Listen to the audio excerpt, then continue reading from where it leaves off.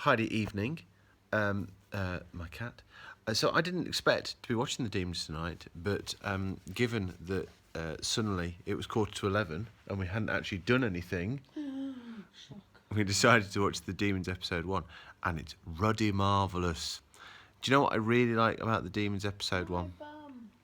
Is the fact that it feels exceptionally modern. And I think it feels exceptionally modern because we've got the whole TV program set up, which must take a good 10 minutes at the start, which is our way of sort of navigating around all the different areas we need to, masses of exposition, which is always handy and packaged up nicely, but also sort of people watching the TV program, so we sort of dot from place to place. And it's just a really neat way of introducing all the characters in one fell swoop. Fantastic, love that. The village, I'm trying to remember whether we've had a village setting before in Doctor Who. I'm not sure we have. And even though there's only a handful of villages in Doctor Who, it does feel quintessentially Who-ish. So it feels, to my mind, a very modern episode of Doctor Who. You could well imagine a great number of doctors, Tennant, Smith, Capaldi, doing what Pertwee does in this.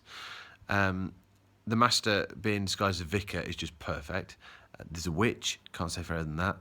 The Brigadier looked immense. I'd go there. It was so cool. And Nicholas Courtney is able to invest the line, yes, Captain Yates, with such depth and humour. What a legend. He only had like 2 lines, and yet he was still class. Pertwee's, I'm annoyed by Joe Grant, but I do think he's a bit rude. I mean, you could say he's like avuncular, but it actually comes across as a bit more patriarchal and honestly a bit more #everyday sexism.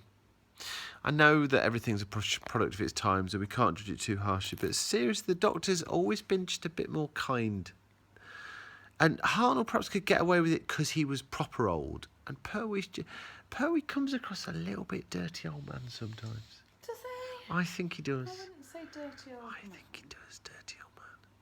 But anyway, that's a moot point because this was brilliant. Love it, love it, love it. Cool.